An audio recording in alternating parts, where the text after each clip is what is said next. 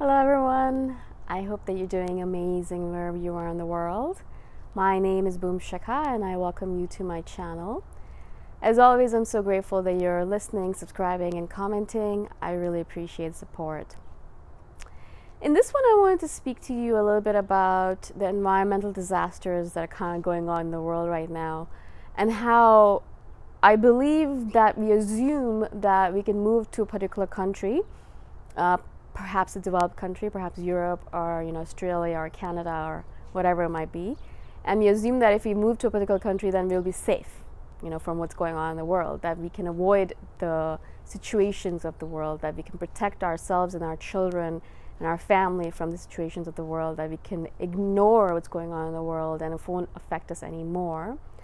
But I really do appreciate the lesson that this pandemic has shared with us, because it literally has shown us that you cannot escape.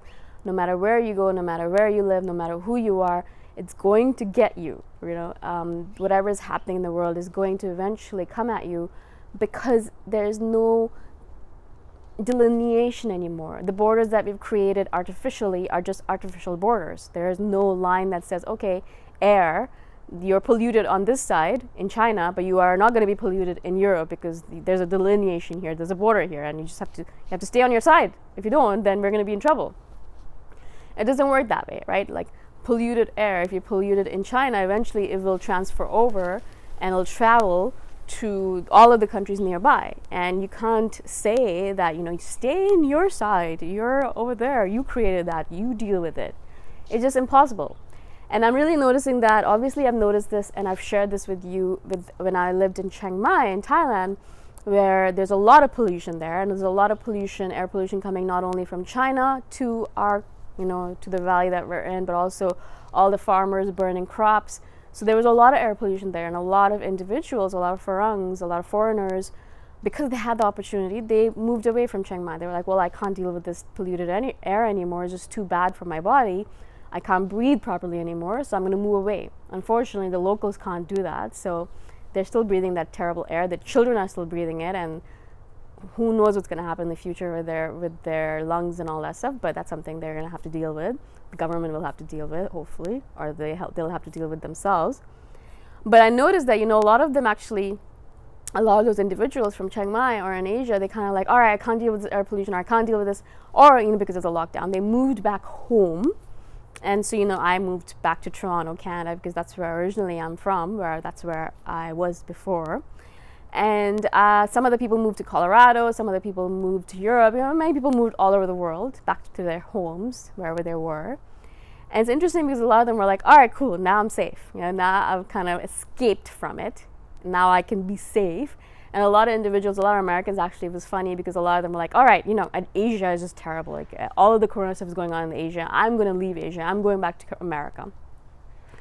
And that was like right around February, March, and a lot of them left and they went to America, and a lot of them left right away, like in March or April. They kind of moved out again to Europe or somewhere else, because they're like, whoa, okay, there's no escaping the coronavirus or the madness of the world in America either. It's actually worse there, right? And the same thing right now with the California fires. A lot of smoke and dust and ashes is falling on the residents of California, which is terrible. But not only that, a lot of that wildfire smoke is kind of moving around, which is what it does. It's air, right? Air moves around. It's not something that you can put into a box and be like, all right, stay here.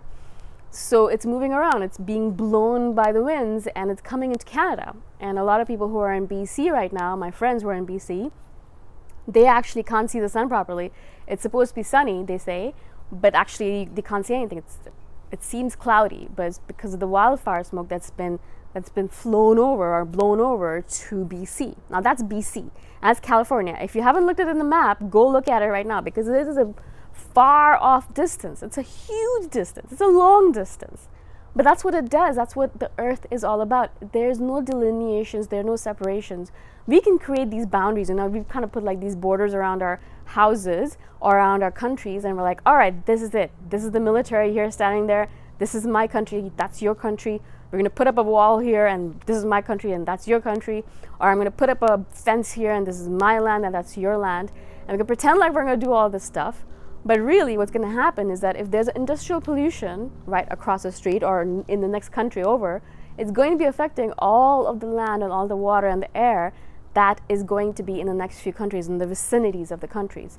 That's why when the tsunami hit in Japan and the nuclear power reactor exploded and all of that uranium, all of that nuclear stuff, all of that radioactive stuff kind of spilled over into the oceans, you can imagine that people are like, yeah, okay, well, that's in Japan, it's okay. Well, yeah, no, okay?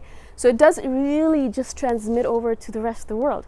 Now, it doesn't happen instantaneously, most probably, but it does happen over time. And you can't just sit there in your caves or in your homes, in your perfect little houses and perfect little towns, in perfect little wherever you are, and pretend like, all right, cool, well, it's fine here.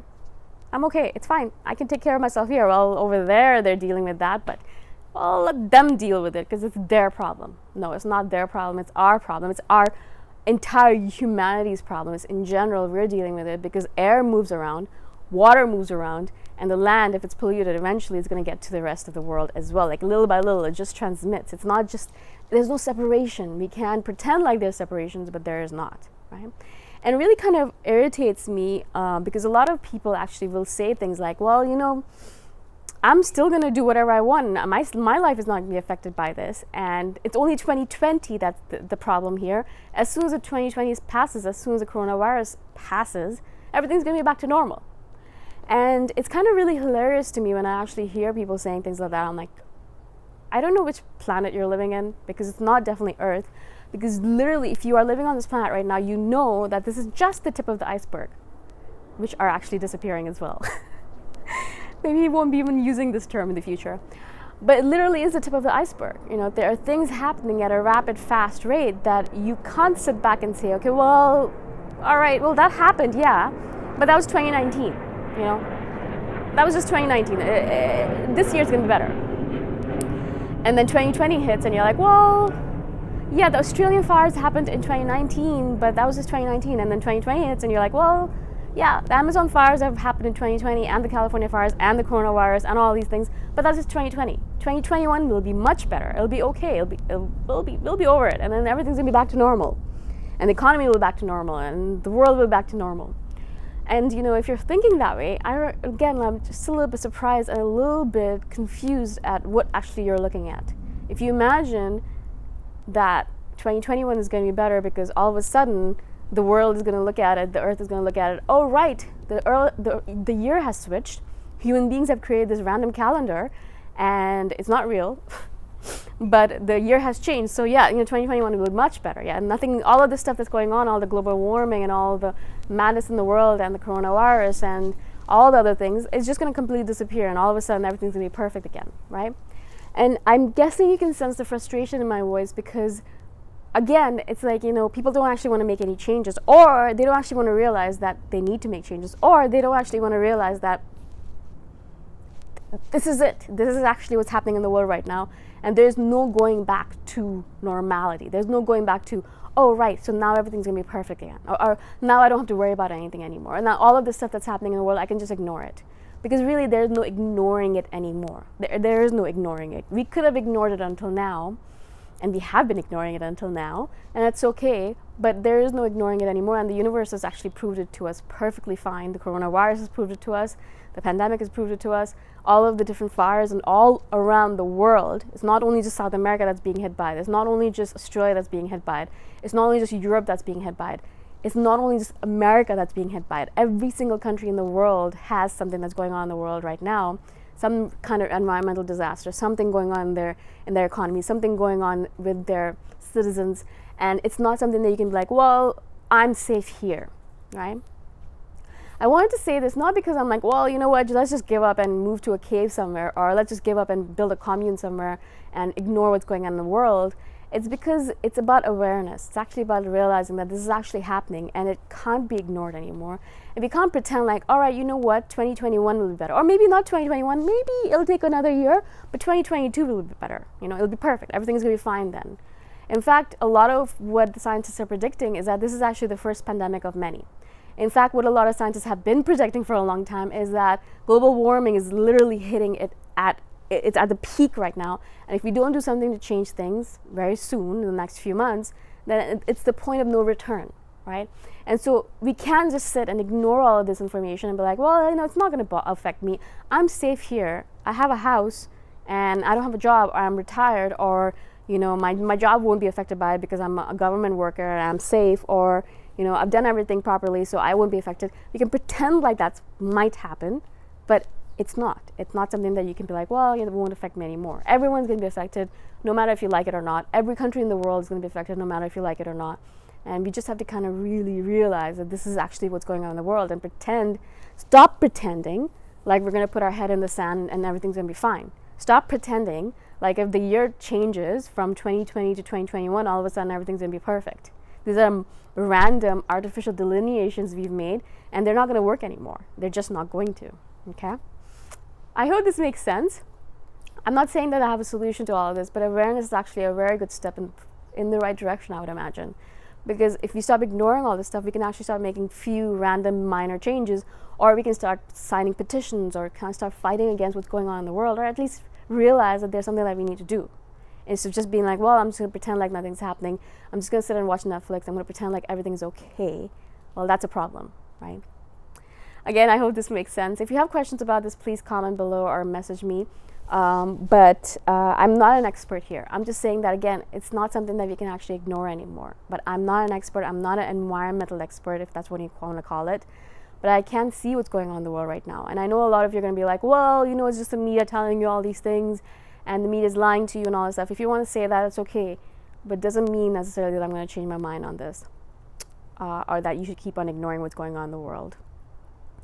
Again, thank you so much for subscribing, for being on my channel, for listening, and just being open to hearing my ideas.